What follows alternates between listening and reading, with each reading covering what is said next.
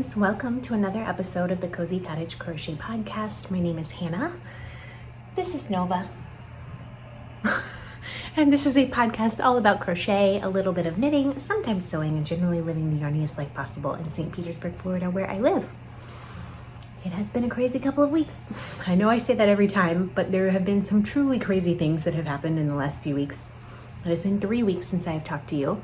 And these things don't happen in a normal podcast span. So there was a stomach bug. Then we had the floors in our house replaced. And this week we've had some major plumbing work going on. So I will show you the renovations. At the end, I'll show you the floors, I'll show you the kitchen cabinets, and I'll show you the dirt in the backyard. That is just a giant hole. But first, let's talk yarn. There's not a lot, but there's slightly more than last time. And if you're looking for me anywhere on the interweb, please look me up at the Cozy Cottage Crochet on Instagram. That's where I'm most active. I am the Cozy Cottage on Ravelry. We do have a Ravelry group for this podcast.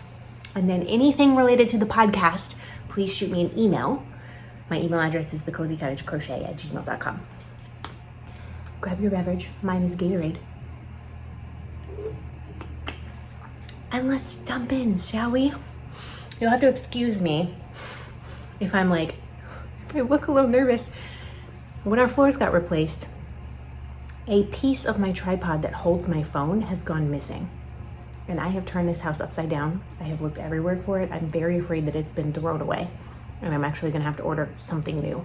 Maybe a new tripod altogether, which is very unfortunate. So I have the phone perched on top of the tripod very precariously. It could fall at any moment. Let's cross our fingers that this doesn't happen. I do have a giveaway winner to announce. I haven't drawn from the YouTube comments yet, but I will put it on the screen right now. It is for this beautiful little necklace from Ana Luisa. So I will put your YouTube name on the screen because I picked it randomly from the YouTube comments on the last episode. So congratulations! I need you to email me at thecozycottagecrochet@gmail.com, your full name and your mailing address, and I will get this in the mail as soon as I can. Normally I get things in the mail within a week, but life's a little bit crazy here these days. I'm not gonna lie, so it may take me a little bit longer, but I promise I will get it in the mail to you. So what have I been working on? A tiny amount of stuff. I have been working on 2 knitting projects, a pair of socks and a sweater, and 1 crochet project. I have had almost no yarn time. The little yarn time I've had like no energy, but also there hasn't been a lot of time because of our floors getting replaced, everyone having a stomach bug, and now the plumbing work. So I'm just gonna start with what's closest to me, which is a pair of socks. Let's see how much has been done. Oh, half an inch. If I put 1 stitch on something, it's going in the podcast. Y'all know that. This is, let's see if I can get it. Actually, I can't possibly have that much foot left to go. I bet maybe I have an inch or 2 left of the foot before the toes. This is West Yorkshire Spinners yarn, and it is in the colorway Wildflower. It was a gift from my lovely friend Jen, who lives in the UK. And then this is Lang Jawool 75/25 wool nylon yarn that I am using for contrast toes, heels, and cuffs. I did a fish lips kiss heel on this, so my sock recipe currently is all the same. I cast on 64 stitches on 2.25 millimeter needles. I used Chalgu red lace 9-inch circulars. They're my favorite sock needles. And then I knit about 15 rounds of 2x2 rib.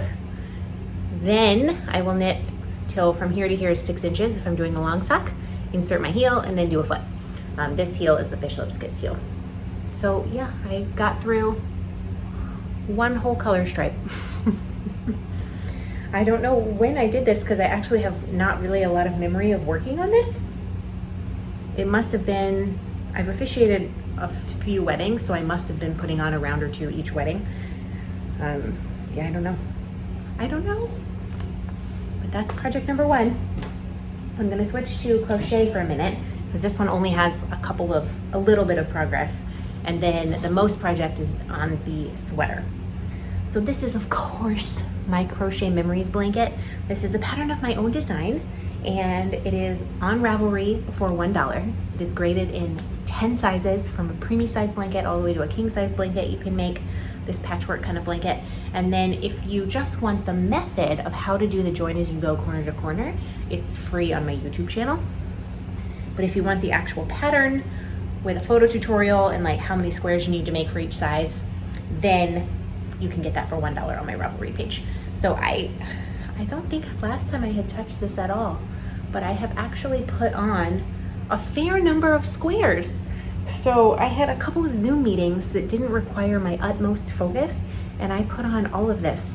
So this square I was halfway through last time I talked to y'all, maybe like this much. So I finished that one. I added this maroon square.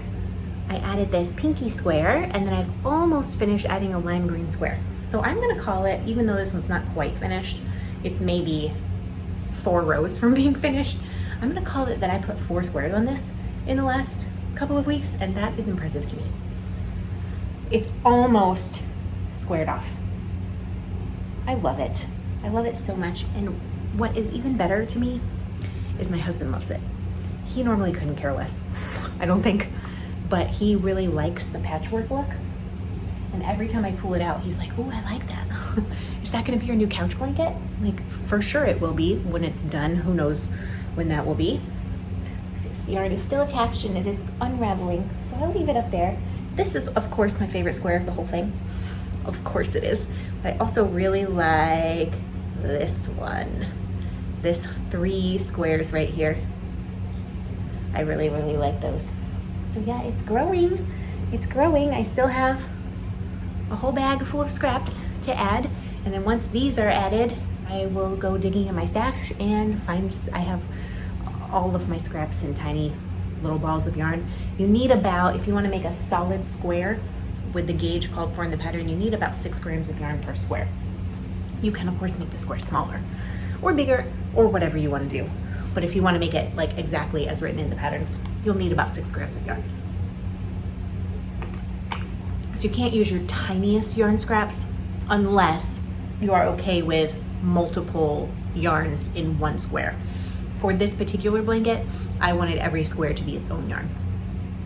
So yeah, I'm really happy with it. I actually thought when I pulled this out that I had maybe only done like 1 or 2 squares. So the fact that it's almost 4 makes me feel good, y'all. Okay. Let's talk sweater. I started a sweater. I'm sure you can guess what it is because I've been talking about restarting it, because it is the sweater that I felted. It is my super bulky grandpa cardigan, which is a pattern by Hoagie Locatelli. I completely regraded this pattern because the pattern is graded for super bulky yarn. It has been graded for super bulky yarn, and I have bulky yarn. This is the colorway Monster Mash, and it is from Cece's wool. It's American U wool, and then Monster Mash was the color that was Rhinebeck specific. So I bought this yarn at Rhinebeck. I promptly knit an entire sweater out of it. I wore it one time and then it got felted. And I decided I needed to make it again. So I emailed Cece and I begged her to dye me more, which she did, and I got it. I wound it up, and then I went through and basically rewrote out the pattern based on my notes from the first time that I did it. So as you can see, I have scribbles all over. I have check marks up here. This is my pattern for the sleeves, and this is my row counting for the body and the yoke and how many stitches I'm supposed to have, which is way different than hers. And I did run into a problem. So I've run into several problems. Mostly, I think, because my brain is just not here because I am pregnant and growing a human, and there's been so much going on. I have made some of the most ridiculous mistakes on this sweater. It has been tinked many times, but let me just show it to you. So a fair amount of it has been done. That's a lot, right? So actually the way that you work this is you pick up, you start right here and you knit a garter panel. Then at the end of the garter panel, you pick up on this side, and this side, and then you start doing raglan increases all the way around. I missed the very first instruction, despite the fact that I have made this pattern before, and it said provisionally cast on however many stitches. And of course I had a different stitch count. Did I provisionally cast on? No. I longtail casted on. And then I worked how many rows? 88 rows of garter stitch, which of course in the pattern I think I would have needed to make like 60 or something if I was using super bulky yarn, but I'm using bulky, so I regraded it, so I worked 88 rows. And then I realized that I had not provisionally cast on, because you're supposed to simply knit one side, pick up on the back, and then unravel the provisionally cast on stitches and pick them up. But I didn't do that because I had a long tail cast on, so I had to individually unpick every single cast on stitch. So I ended up working one more garter row than I called for myself in my own pattern, so that I could have the long tail cast on facing this way, the edge, and then I unpicked every single stitch with a needle and picked it up. So you might think, oh wow, how delightful, you did that and then it was great. No, because I had picked up 47 stitches on the back of the neck. 47 stitches was too many. And I knew something was funky with the math because I had a problem the first time. And I think I ended up the first time picking up 40 stitches and 47 and then ripping it back and then picking up 40. And it wasn't quite proportional to what I wanted. So I knew that my math was wrong. But on the pattern, the original pattern that I had scribbled on, I couldn't tell if it was a 40 or 47. So I went with 47, and that was too many for the back. And it just didn't work. Like the math on the next round did not work. So I must have frogged that row 3 times and reknit it. I thought on it for like 3 days. I didn't touch the sweater, and I kept going to bed at night thinking, I don't understand why this doesn't add up, because I would calculate out individually the sleeves, the back, like I would multiply all of those, rerun the gauge, make sure it was fine, and all of the math added up except the total number didn't add up.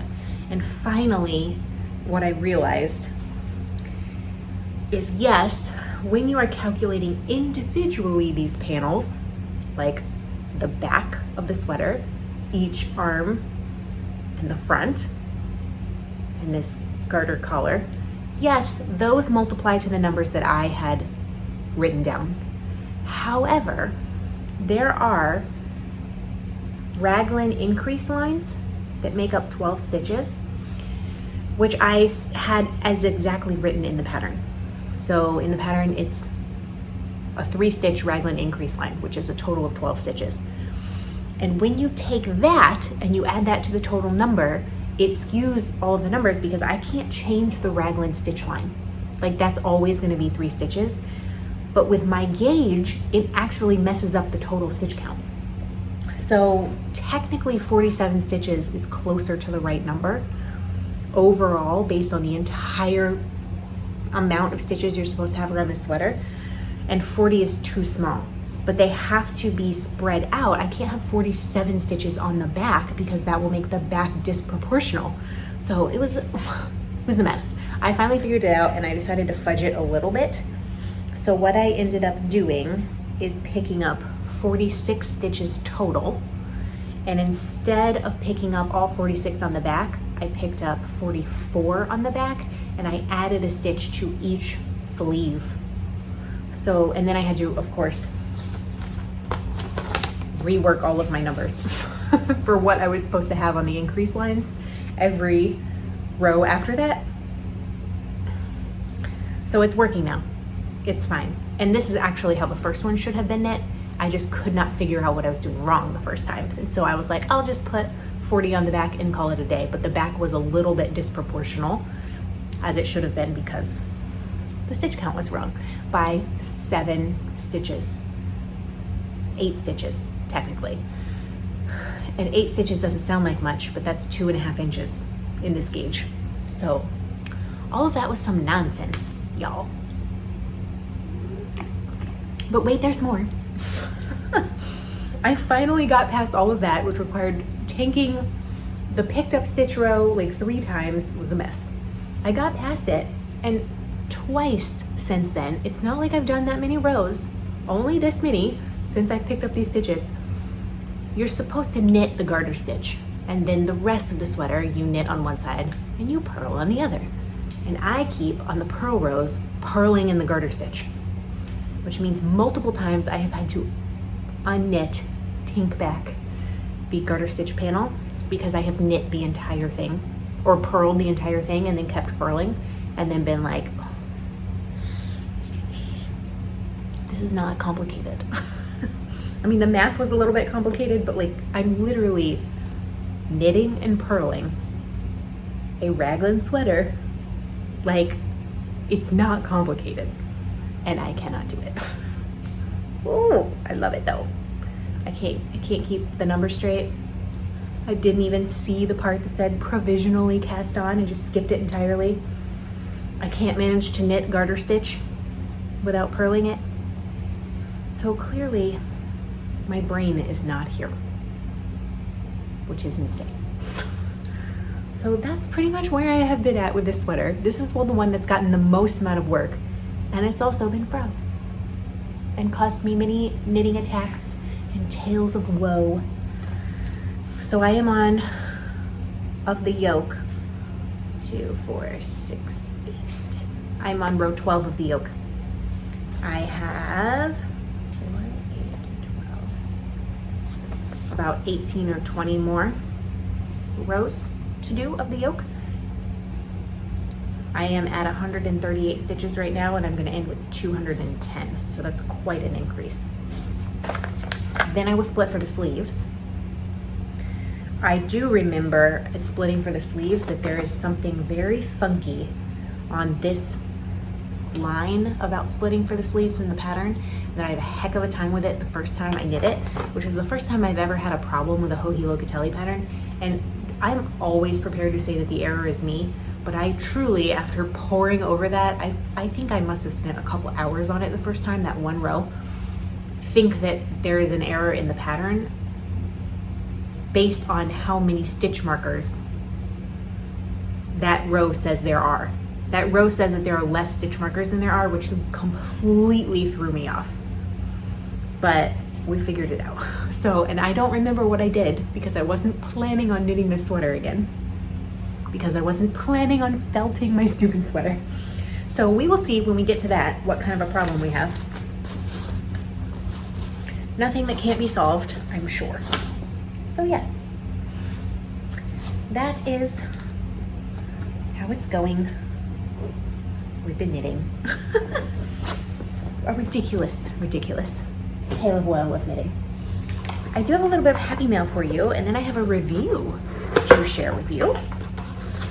This appeared in my mailbox randomly, and it was from a lovely viewer of this podcast named Connie.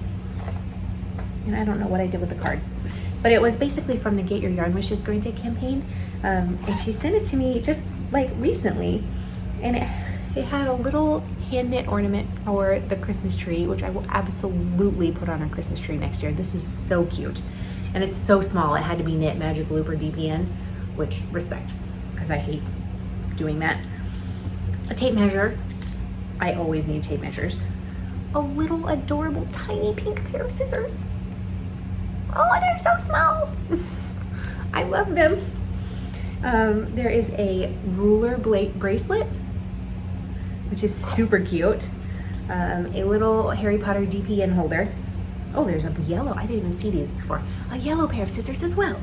You can never have too many scissors. I seriously never have enough scissors. I can never find the ones that I need. And some light bulb stitch markers. I say light bulb, but like Christmas light bulb. It's just so cute. So thank you. And they all came in this little tiny bag, which was like a notions bag, and it's so adorable. So I really love that. Thank you. And I don't even know, with everything that's been going on, if I said thank you. I'm so sorry, Connie. If you're watching, I got your package. This has just been a really crazy couple of weeks, and I really thought it was special. The other thing that came in the mail, I have been waiting for months and months and months and months. I hope, maybe you'll remember, I have shared, this is the second year that I have participated in the Kickstarter campaign for Oola plus Leah, which is a Mongolian wool. It's a person who does a Kickstarter campaign, purchases fiber from Mongolian sheep, yaks, goats for cashmere, etc. And then the fiber gets processed, spun, dyed, brought back to the US and mailed out. And the prices are unbeatable. Last year I got merino and yak, and I made a full sweater out of that 100% maroon yak yarn, which was gorgeous. And then a viewer of this podcast sent me a skein of their cashmere, one skein of the Oola plus Leah cashmere, which I made a hat out of, which is somewhere. Nova was using it to hold things. I need to get it back because I don't want her to have my cashmere hat.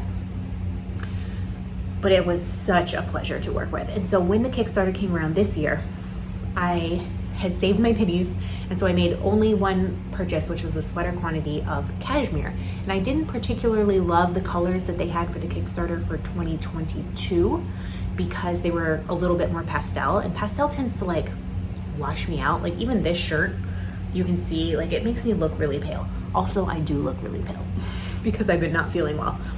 But brighter colors, darker colors tend to look better on me, and I didn't really want the pastel, but they had 2021 colors, some still available. And so I got a sweater quantity of dark charcoal gray cashmere. I've always wanted to work with cashmere to make a sweater, and it's just, cashmere is redonkulously expensive. Like, I saw cashmere at Rhinebeck that was $55 for 25 grams. That's just crazy. And yes, it is soft and amazing, but who has that kind of money? So this, I want to say it was about $35 for 100 grams at the Kickstarter price. I don't know what it's priced at currently on the website. You can buy this yarn now that it's back in the US. I will let y'all know when the Kickstarter comes around again. It will probably be 2 to 3 months from now because we're already in March. You do have to wait. Like, I ordered this last year, maybe 6-8 months ago, and it only now just arrived. So you're really, like, you have to wait for this yarn, but it is worth it. This is the color charcoal gray. It is 100% cashmere from free range goats.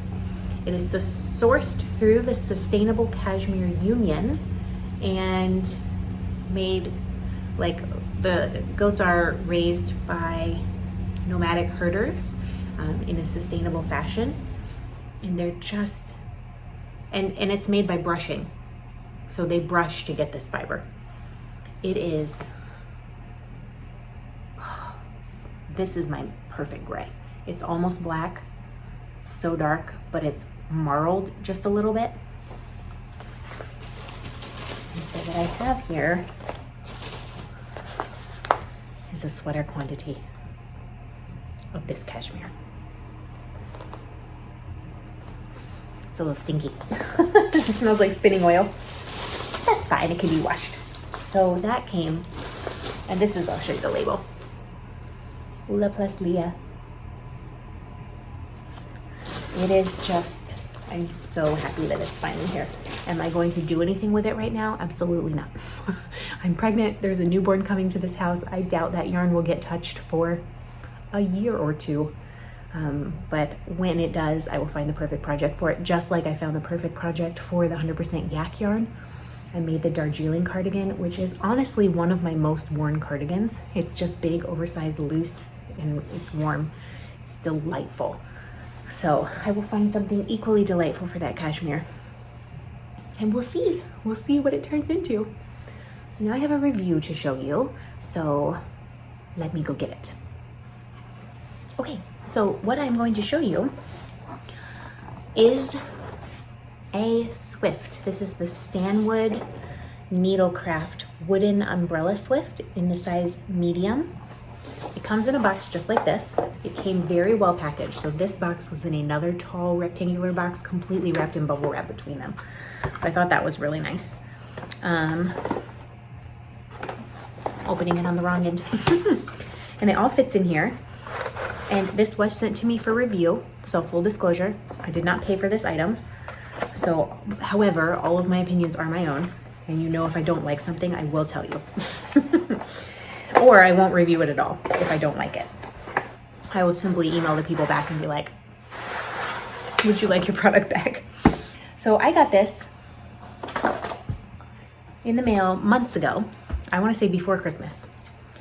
And the Swift that I have been using the entire time I have been winding yarn, so 5 years or something, 6 years by now, was a $16 metal and plastic Swift that I got off of Amazon. It is squeaky. It is very lightweight, which doesn't bother me that it's lightweight, but it's a mess to use. I have just been making it work for years because Swifts are not super cheap. And so I had the opportunity to review this, and this is solid wood. And there's a couple of things that I want to talk about. One, this is a really big area. I can't actually tell you how much that is, but probably 1.5 inches, maybe even 2 inches. So you can fit this on an actual table. And one of the problems I have had with my plastic and metal Tiny Swift from Amazon is that it only fits on our really thin kitchen table. I can't attach it to the counter. I can't attach it to a bookshelf or any side table, cabinet, nothing. It won't fit because the thing only expands like this much. This has a nice big chunky hole. And what you do is it has this giant screw that you simply twist in, and you twist it until you get the height you want. And it's really sturdy. Like, I have yanked on this. I have wound a lot of yarn on this because I've had it for several months now, since before Christmas. So 3.5 months I've had this. It has gotten a lot of use. I have yanked on it. I have wound 8-ounce skeins of bulky yarn for that cardigan I just showed you. I have wound fingering weight yarn. I have wound all kinds of yarn on this. It doesn't really budge. So what you do, if I can open it up, kind of just give it a tug. It's this. So it opens, like this is as wide as it gets, which is pretty wide. I think I have only probably had it this far open. And this, the same thing, it has a little wooden screw, and you simply put it in and turn it and tighten it, and it will stay. It winds very smoothly, just like that. I had it taken apart because I had it put away in the box, and you can't put it away in the box with this. This will stick out, but because we are having home renovations such as new floors and plumbing done, I had this packed away. But literally, even if you took it apart and set it up every single time, it's 2 pieces that you have to screw in, and that's it. So this is what it looks like. I'll give it a spin. It's quiet, it's nice. It's really delightful. I will tell you, because I'm always completely honest in my reviews, I did not read the instructions at first because I don't know, I'm dumb, I guess. And the first couple of skeins that I wound on this, it was squeaking something fierce. It was squeaking and catching, especially, I don't know what part of it exactly was squeaking, but it was like a wood on wood sound. And this, when it was spinning, it kept like catching and grabbing the yarn. And I was like, what is happening? And I was really like, oh no, because I really want to like this. And I'm afraid that it's not, it's squeaking and catching. I'm afraid I don't like it. Well, I did not read the instructions. So let this be a PSA to you. Read the instructions of your product when you get it in the mail. The instructions very clearly say, apply beeswax or any household wax to the moving parts before you use it, and then it will last for decades. It clearly says that right here in the 1 page of instructions that I did not bother to read because I was like, I know how to work a Swift. So as I went looking in the box, like maybe there are instructions. Why is this squeaking? Immediately read that and I was like, oh. So what I did, whoa, I almost hit myself in the face with this, is I put a little wax just on this pole right here. So I put wax right here, all the way down, and then these parts have not caught or made any sound since then. Not a single sound. I'm sure you could put some wax on the screws too if you wanted to, but I didn't find that necessary. They weren't giving me any kind of problem. And I have wound a ton of yarn on this since I put the wax on. Totally fine. Not a sound, not a catch. It spins. You can hear it. It's not making any sound. It's fine. So that's just a PSA to read your instructions, because the instructions very clearly say, and it makes sense, right? Like this is dry sanded wood. It would need a little lubrication to be spinning around. I should know that. My husband is a woodworker. So yes, just, you know, read the instructions and you will have a delightful experience. This is kind of a theme because when I got my yarn winder, which now I don't remember where I got that from, but every cake of yarn I was winding was coming out like it was collapsing almost immediately when I took it off the ball winder. And I finally was like, I do not understand. Read the instructions and it was like, wind it counterclockwise. And I was like, oh, of course. Have I been winding it counterclockwise? No, I've been winding it clockwise, and therefore all of my balls are falling apart. You can only wind it clockwise if you're winding it the other direction, like with your left hand and it facing the other way. So yes, read the instructions. All that to say, I really enjoy this. It doesn't take up a lot of space. It's not a lot to put together. It's not a lot to store. And I really do believe the pamphlet when it says it will last for years and years, generations, because it's solid wood. Like, literally the only part of this that's not wood is these little ties. And I mean, they're not going to disintegrate. Not in my lifetime. So I really appreciate Stanwood for sending this to me. The reason that I have had it for so long without reviewing it is because these suddenly became on back order. I guess there was like a supplier issue. And I didn't want to review it if you couldn't get one for yourself if you wanted one. I honestly don't think these are that expensive. I mean, they're a little bit expensive compared to the $16 one that I got on Amazon, but not more than a skein and a half of hand-dyed yarn, which to me is a bargain, because every hand-dyed yarn you have to wind. Like, you can't, unless you do it by hand. But even then you need a Swift unless you're going to use 2 kitchen chairs or something. So I will link this below, just so you know I'm not making any commission. I don't get anything if you buy one, but I like it. I really like it. I would not say that if I didn't mean it. Y'all know me.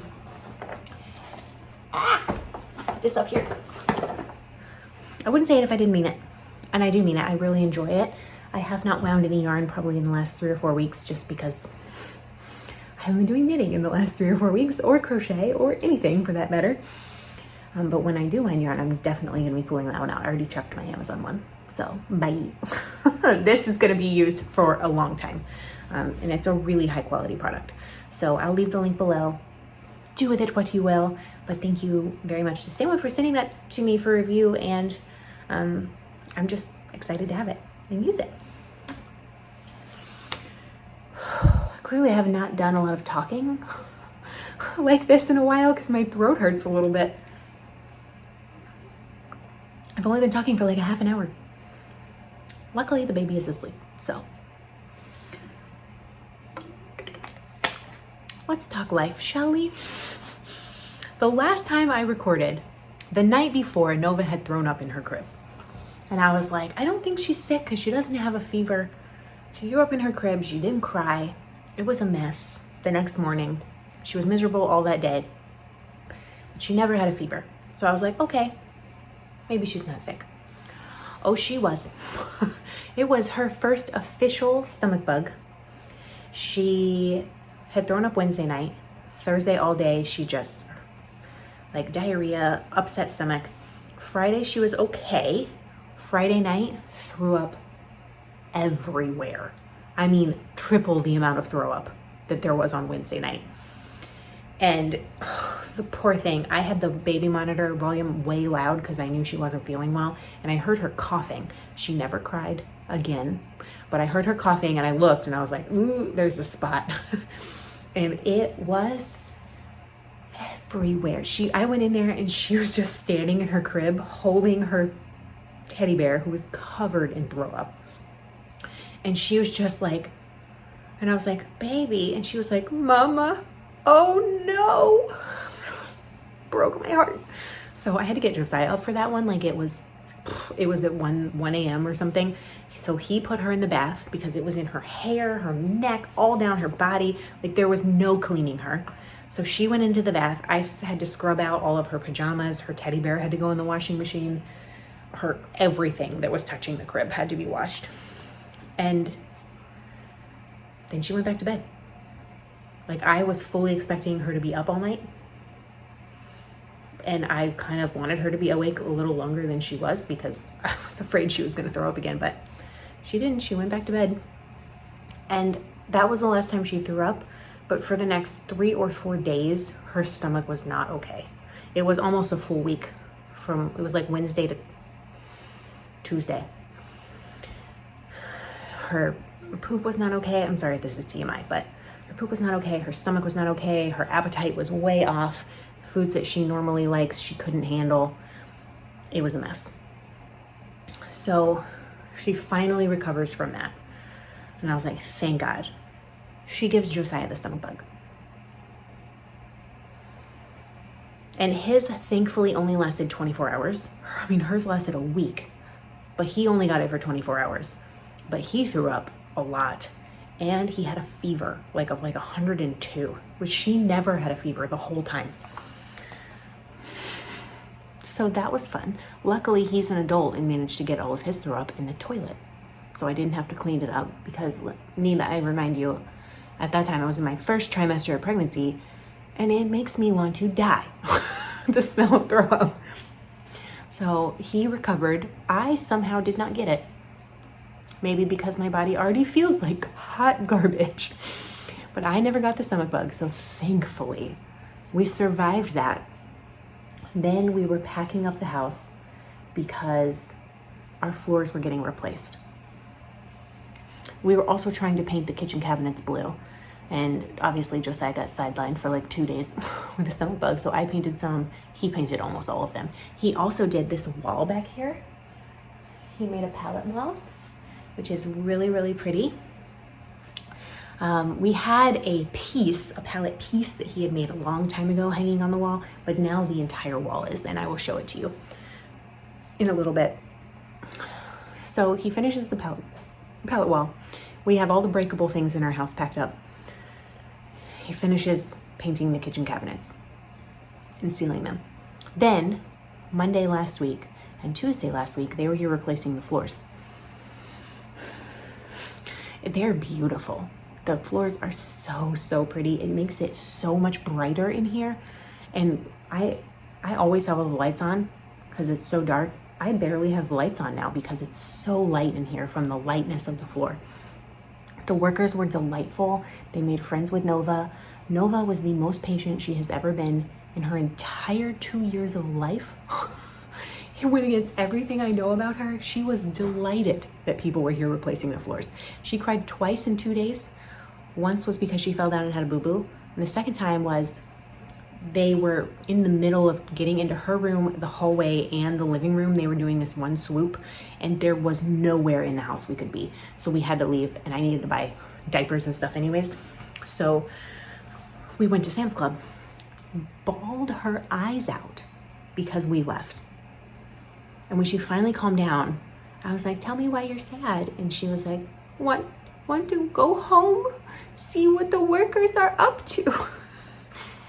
So it was exhausting because they were here Monday from like 8 a.m. until 7:30 p.m.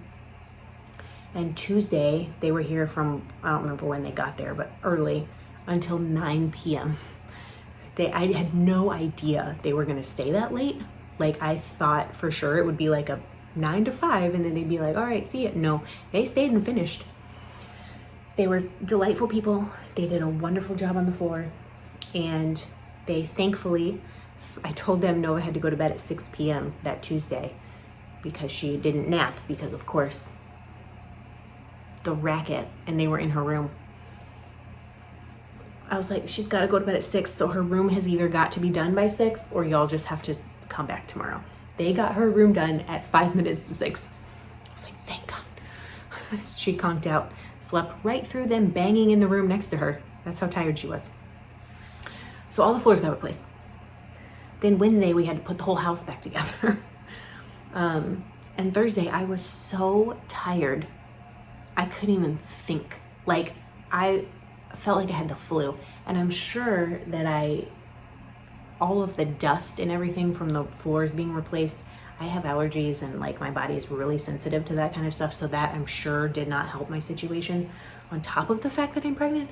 So that was happening. And then Friday, we had our 12-week baby appointment, which was an ultrasound, and the baby is fine. Everything is okay with the baby. It is growing. It's about the size of, it was a lime last week per the app. I don't know what it is now, but this is technically today, week 13. So we are out of the first trimester. And I don't know if it's because of all the dust and everything that got stirred up from the floors, or just the exhaustion of having that done, or the anxiety of having this appointment and being so nervous that it was going to go badly, or just being pregnant.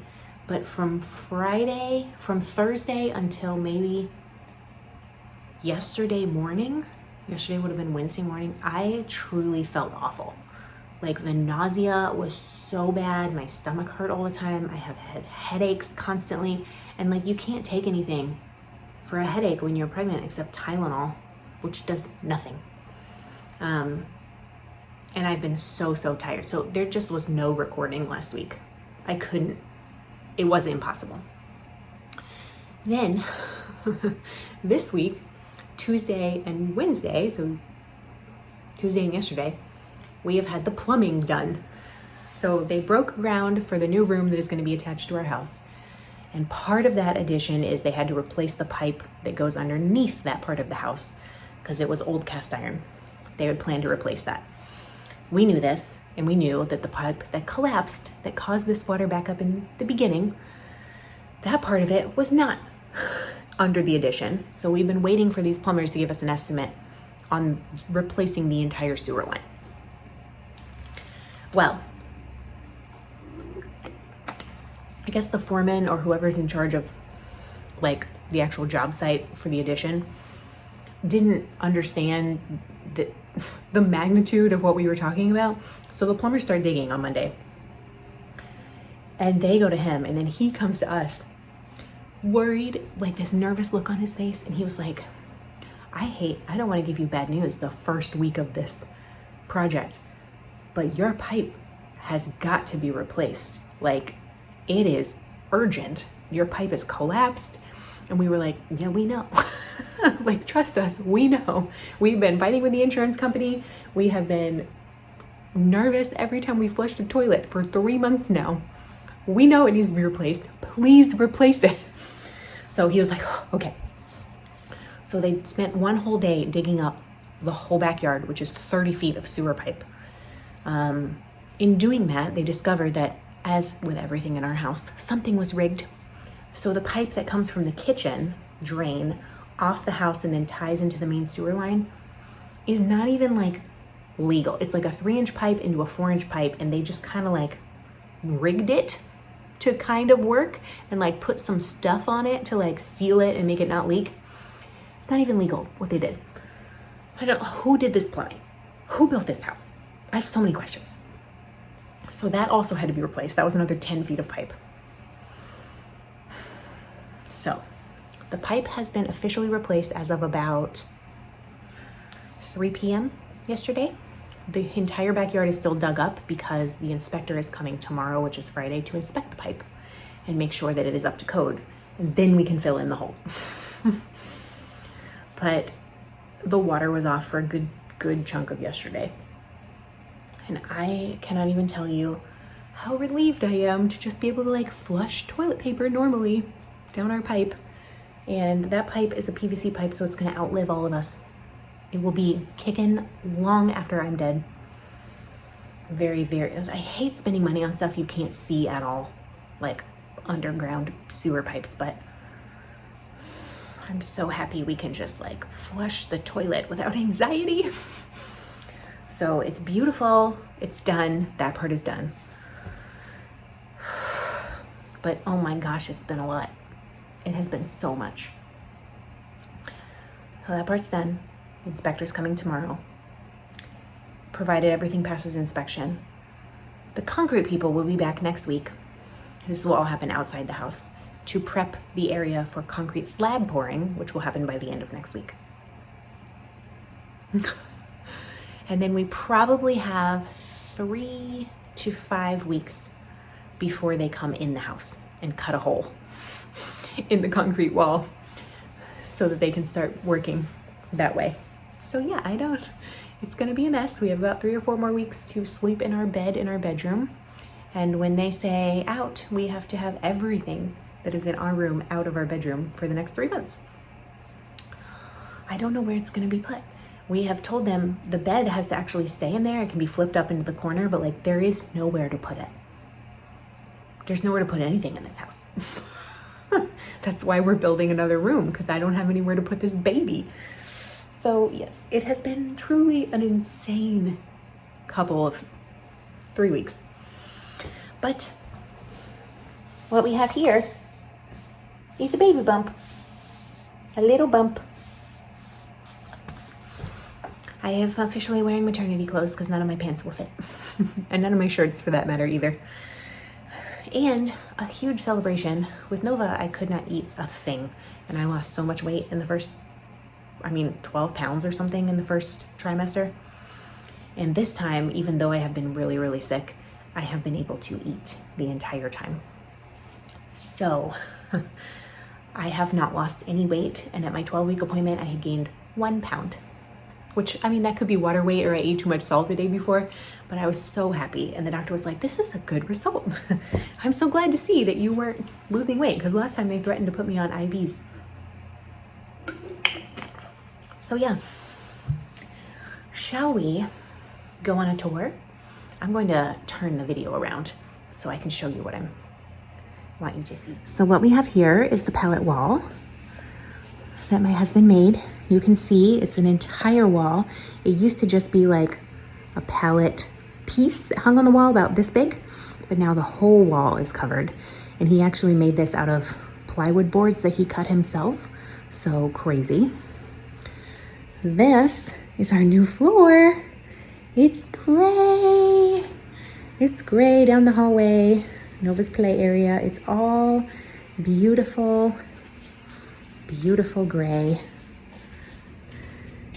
And in the kitchen, we have blue cabinets that go absolutely perfectly. So just imagine, if you can't remember what it was like before, everything used to be this color. The cabinets were that color.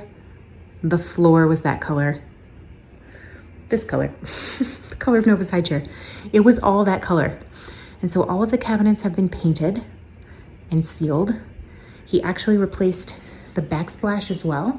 So we had a stick-on backsplash, and this one is stick-on also, but it looks much brighter and lighter. So we have the beautiful floors, and then I will show you the backyard so you can see the giant hole. This is Nova's little play area.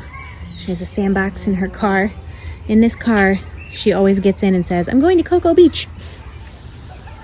And this is what has been dug up. So over here, we have the extra 10 feet of pipe that had to be replaced because whoever did this was doing nonsense. We have all of this dirt. That is where the new room is going to be. And the new bathroom. This is bathroom right here. That's for the toilet, I think. And that is for the shower. And the only good view of this is if I come this way. This is the sewer line. It goes all the way from there, all the way down here. That's 30 feet of sewer. And you can see that it's a little bit covered with dirt right now. It was probably a foot or two dug out under that. So they did some serious digging. And all of this dirt will go back once it is inspected. So yeah, that's what it looks like. So that's everything. That was the tour of the floor and the wall and the kitchen and the pipe in the backyard. So all of the flooring is done in the whole house except in our bedroom because they're going to be building a hallway through our bedroom, our current bedroom, and a door and all kinds of stuff. So the flooring on that has to wait until the end of the project. But yeah, I'm exhausted. But it feels like a completely different house. It's wonderful. It's worth it. That was the first huge chunk of the journey. Now we have to survive being pregnant in the summer and building a new room on our house and not being able to sleep in our room or a bed or anything like that. So it's gonna be crazy town around here. But I'm hoping now that I'm out of the first trimester, some of the nausea will go away and I'll have a little more energy. So far, not the case. I'm really hoping it's not gonna be like it was with Nova where I had 9 months of nausea. That was a nightmare, but fingers crossed. Send me all your good vibes and leave a comment below. Let me know what you're working on. I want to live vicariously through you. Have you had any knitting attacks, any crochet attacks this week with your projects? Being like, ah, you can't read, you need to tink. Let me know. Sometime I'll have Nova back on the podcast. She just ate something that disagreed with her last night and her stomach is unhappy again. It's not a bug this time. Of that I am sure. She cannot handle cheese powder, but she can eat milk, butter, straight cheese, no problem. Greek yogurt, no problem. But like cheese powder that comes on like Cheetos or Kraft mac and cheese, her stomach cannot handle it. And we're very careful not to give her any, but yesterday she had some honey mustard pretzels and it's the same. I didn't realize it was the same powder. So explosions ensued. So she went down for her nap early and she was not a happy person this morning. So we'll see. We'll see. Hopefully I have some time to do some crocheting in the next 2 weeks. And I really will make an effort to come back in 2 weeks and be with you again.